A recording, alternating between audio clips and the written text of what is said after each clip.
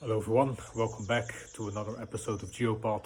I'm your host, Dylan Woods, and today it's time for another strategy breakdown pertaining to the ongoing and developing situation within the Middle East. So, what I'm going to discuss on this strategy breakdown is some of the cornerstones, the fundamental pillars that will facilitate a regime change in an effective and productive manner, right? There's been a lot of debate recently pertaining to the ongoing war between the United States, Israel, and Iran, whether a regime change is feasible, whether it is in everybody's best interest, and whether or not there's a right strategy in place in order to facilitate such a result.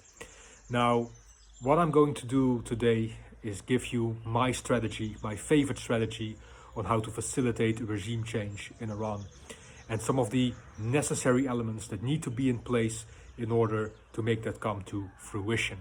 Now, first and foremost, the question whether or not a regime change will be in the best interest of both the Iranian people as well as the international community as a whole, obviously in particular the Western world and Israel.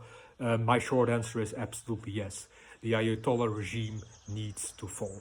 For the past 4 decades, the Ayatollah regime has been an incredibly destabilizing factor, not just within the region, but within the entire geopolitical sphere. They have radicalized a country that showed incredible promise, especially after the White Revolution within the early 1960s. Pushed them backwards for centuries. And not just that, but they have created a terror proxy network throughout the entire region. They have helped sustain the aggressive initiatives of dictators worldwide. They have allowed them to maintain in power. They've allowed them to spread and disseminate their influences, to manipulate, to sabotage, to diverge, and even to start wars against other sovereign countries, namely particularly Russia within the Ukrainian theater. So yes, the Ayatollah regime stands as one of the 4 horsemen, one of the 4 major players, major entities who seek to oppose and overthrow the Western world through an ever-expanding and growing bloc, politically, economically, militarily, and culturally. So yes, the Ayatollah regime needs to go. You want a stable Middle East? The Ayatollah regime needs to go. You want less support for Russia, less support for China, you want to isolate those dictatorships further, then the Ayatollah regime needs to go. You want a safer and more prosperous Israel, the Ayatollah regime needs to go. You want to have a prospect of sustainable, peaceful and prosperous Palestinian state, the Ayatollah regime needs to go. So in short, yes, regime change is absolutely necessary in this regard. The United States and Israel hopefully understand this and will seek to cut off the head of the snake once and for all. Now, that brings me to my next point. Obviously, Supreme Leader Ali Khamenei had been assassinated by the IAF, the Israeli Air Force, and of course this was lauded as a huge victory and stood as one of a very significant step in the pursuit of a regime change. Do I agree with this endeavor? Yes and no. Obviously, the Grand Ayatollah, the supreme leader of Iran, was the symbolic figure behind the Islamic Republic, right? He stood as its symbol, as its very image, let's say. So obviously, assassinating him stands as a huge psychological blow towards the Islamic Republic. However, the main party that you need to be concerned with in terms of toppling the regime is the Iranian Revolutionary Guard. This is the entity, both politically and militarily, that holds the most sway within Iran, that has allowed the regime to survive for decades and decades on end, and the spread and disseminate its influence not just throughout the country itself, but throughout the entire region, that is the Middle East. And outmaneuvering them will not be as easy an endeavor as assassinating a political leader or a number of political and military leaders in the way Israel and the United States are doing as of this moment in time. Now, there are certain maneuvers that the United States and Israel are currently initiating and executing that suggest that they are aware of this threat and that regime change is indeed one of their main objectives in this military campaign. So one of the most important military maneuvers and initiatives they've relied upon is targeting Iran's internal security apparatus, not just military command and control side, but law enforcement command and control side. stockpiles, barracks, news outlets, news agencies, facilities and headquarters pertaining to riot control, right? The Iranian Revolutionary Guard Corps often works in conjunction with the LEC, the Law Enforcement Command, more in particular its Bajish unit, who as its sole objective has suppressing internal unrest. So the Israelis went after those internal security apparatus, organizations, they went after their headquarters, they went after their chain of command, they went after their logistics in a way to nullify their operational efficiency and to divide them so that they cannot form a collective front against any growing or surging internal unrest which may occur as a result of these military strikes. So that's especially what you want to do. You want to weaken the resolve of the Iranian security apparatus. You want to weaken their cohesion, right? You want to create a vacuum which can then be filled by other parties, which will in turn be successful in toppling the regime. So let me just put it straight out from the get-go. Is the Ayatollah regime going to be toppled by Israeli or American boots on the ground? No, absolutely not. At the very least, it shouldn't, right? We've had these scenarios in the past before. If a regime change is to occur, it needs to be done on the ground by an Iranian faction or a number or coalition of Iranian factions, and that is what this strategy breakdown will revolve around, right? What Israel and America are doing right now is laying the foundations, doing the fundamental work that will inevitably facilitate a regime change, or at the very least the opportunity to do so. So how do you actually go about a regime change? Well, there are multiple opposition factions within Iran. They stand loose from each other for the most part. The two largest ones are the National Council of Iran and the Iranian National Council. Very similar in name, but there's differences between the two of them. Now, these two are the strongest and most largest opposition factions within Iran at this particular moment in time. The National Council of Iranian Resistance is led by a woman named Maryam Rajavi. Now, Maryam Rajavi has strong ties with the MAK, which was the People Mujahideen Resistance of Iran, which was a military faction by its very nature. However, they got swayed to the political side, and they are now have been reformed mostly into the National Council of Iranian Resistance. So Maryam Rajavi is a very important and essential player within this regard. There's another great opposition faction called the Iranian National Council, which is led by Reza Pahlavi. Now, Reza Pahlavi is perhaps the most essential figure in this entire endeavor, because he is the son of the last Shah of Iran, Mohammad Pahlavi, and is therefore by any means the legitimate, or at the very least according to the Shahdam of back in the day, the legitimate king of Iran. And many people within Iran still hold him in a very high regard. Polls show that his popularity is surging within Iran as well as within the Iranian communities abroad. So that stands as a very big testament that this man still holds a significant amount of political sway, should he choose to apply it. So what you want to do is you don't want these two factions to go at it alone. If you are the CIA, if you are the Mossad, if you are the international community as a whole, any other geopolitical entity, in any way, shape or form involved in this conflict, you want to unify these two big coalition factions. And let me tell you why this is so important. Time and time again, we have seen in the past that when a power vacuum occurs and there are too many opposing factions and opposing parties, anarchy and chaos will occur, right? We have seen it in the 90s in Afghanistan. Why did the Taliban become as large as they did? Because of the internal dissent after the Soviet invasion. There were too many parties who were not aligned with one another, who only sought to fulfill their own ambitions and their own agendas, and it obviously transitioned into a civil war, which ultimately the Taliban won. In Iraq, same story. Multiple factions, unorganized, unaligned, chaos and anarchy occurred. So what you want to be doing from the get-go is you want to try to prevent such a circumstance from arising, right? We don't want a situation that we had in Afghanistan in the 90s. We don't want the situation we had in Iraq in the early 2000s. So the best way in preventing this is aligning as many opposition factions as possible in an early stage, especially the biggest opposition factions. Why the biggest opposition factions? Because if the biggest opposition factions are aligned, the smaller parties are more likely to align themselves and sway to the cause of the bigger party, right? What the small opposition factions want, above all, is survivability, right? They are, by its origin, by default outnumbered. By default, they lack the support of some of these bigger organizations that are more, let's say, in touch with the international community, can rely on more significant funding, support, both politically, economically, and sometimes specifically militarily, right? It depends upon the circumstances and depends upon the parties involved.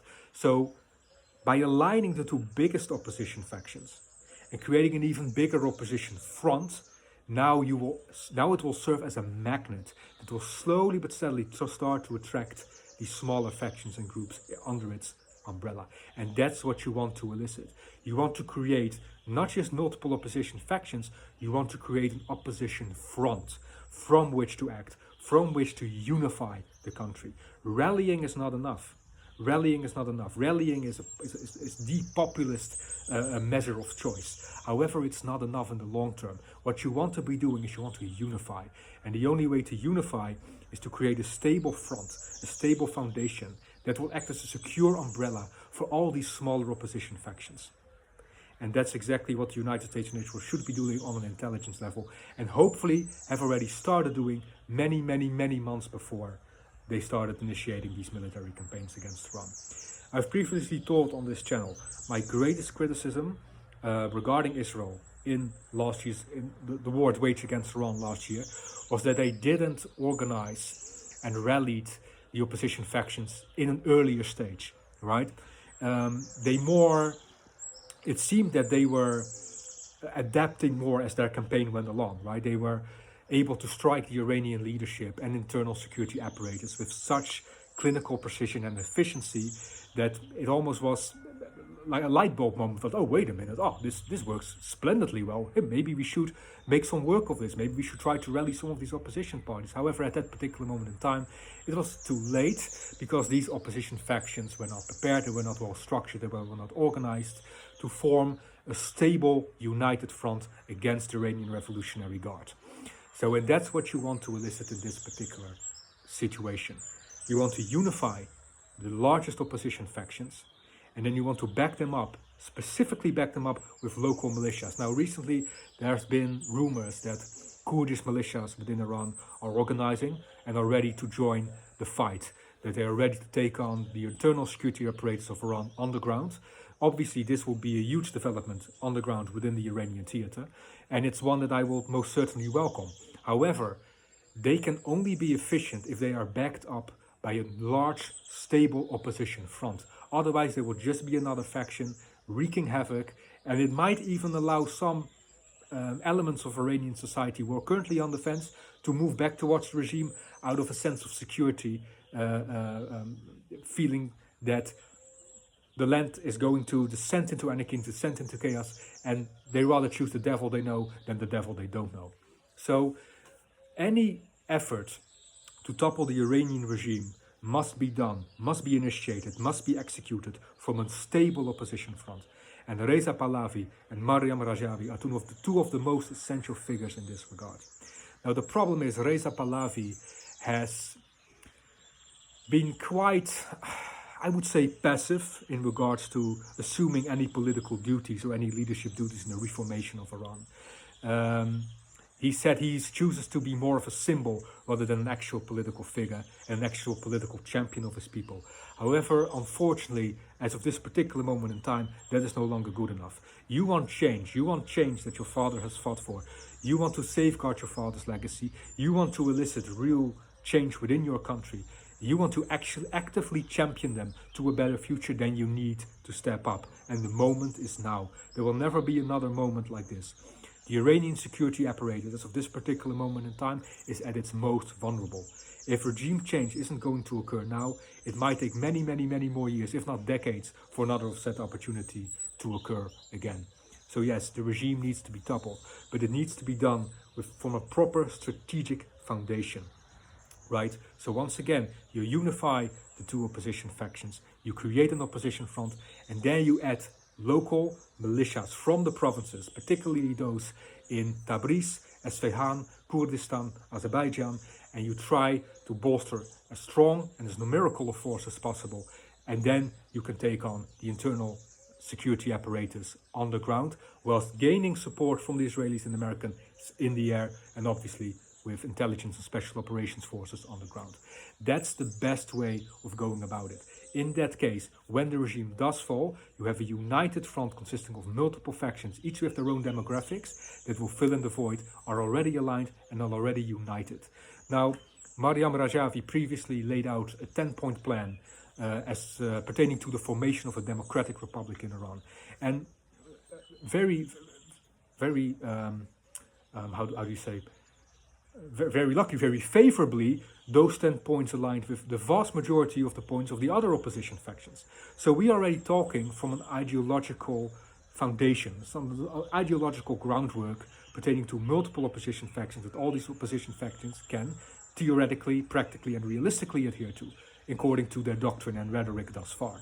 So fortunately we don't have an opposing faction that says, oh, I want to push the country into the communist direction, although there are many factions within Iran that adhere to a communist doctrine. However, the greatest opposition factions within Iran have most of their ideological standpoints are perfectly aligned. So we have large ideological bridges and cultural bridges to cross in order for us to arrive at a unified ideology that can push the country forward into the right direction should the Ayatollah regime fall. And if you are not utilizing this, if you're not taking advantage of this as the intelligence community, then obviously you're missing the opportunity of a lifetime.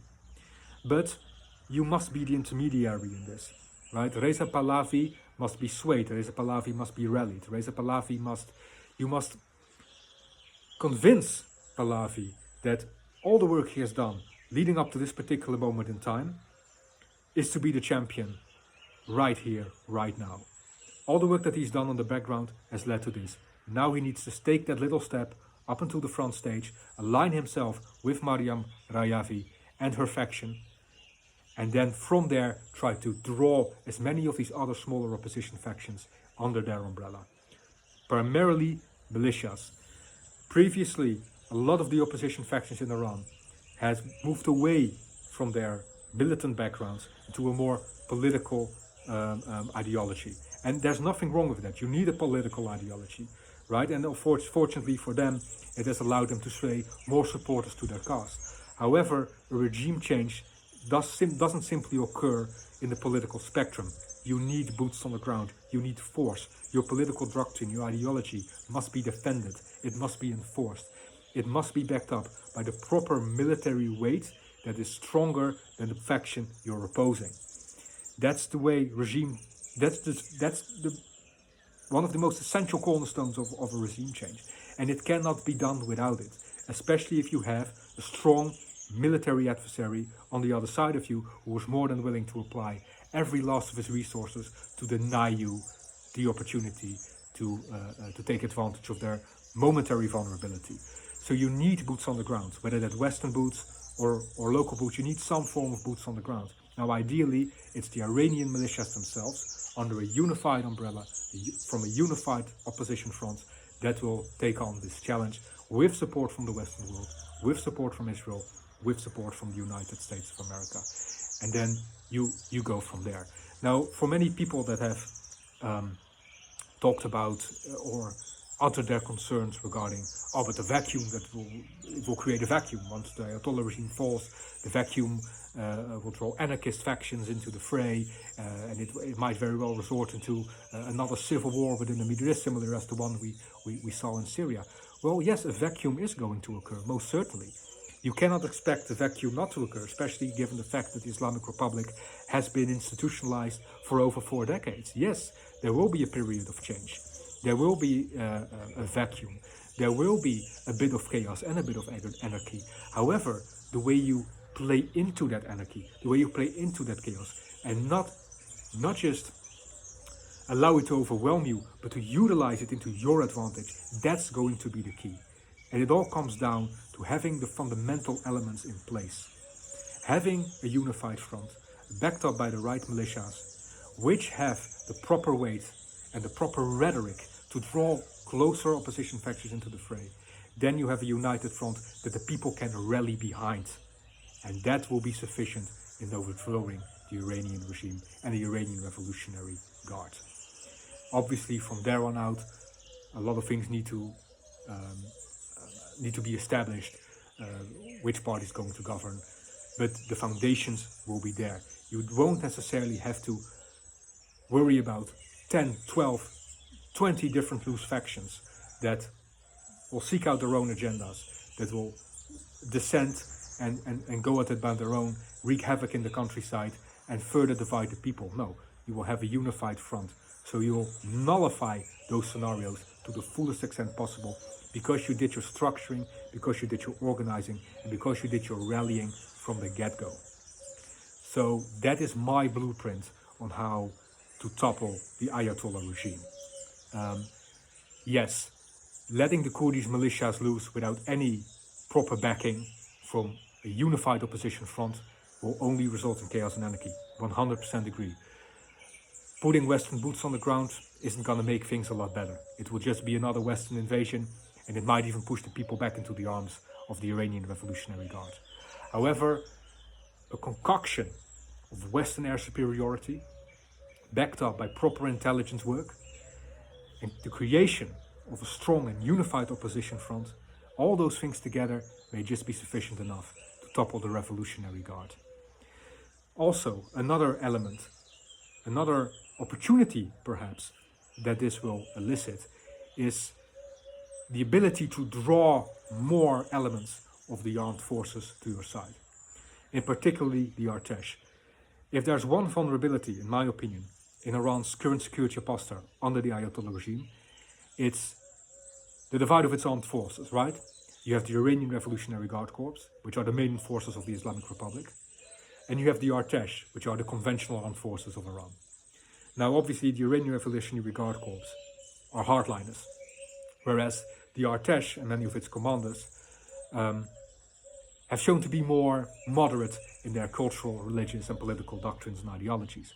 So, by creating a united opposition front that has a feasible chance of not just overthrowing the Revolutionary Guard Corps, but reigning a secure and stable Iran in the future, it might elicit some members of the Artesh to join your cause, meaning increasing your military weight, meaning allowing you better opportunities to enforce your will, to enforce your ideology, and to cast out the Iranian Revolutionary Guard in the short or intermediate term.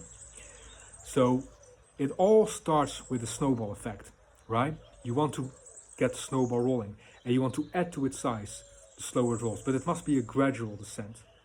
And slowly but steadily start to draw in more slowly but steadily start to draw in more of these opposition factions, right? But the snowball must have its shape before it starts its roll, and that shape comes in the form of the two biggest opposition factions, which will need to unify.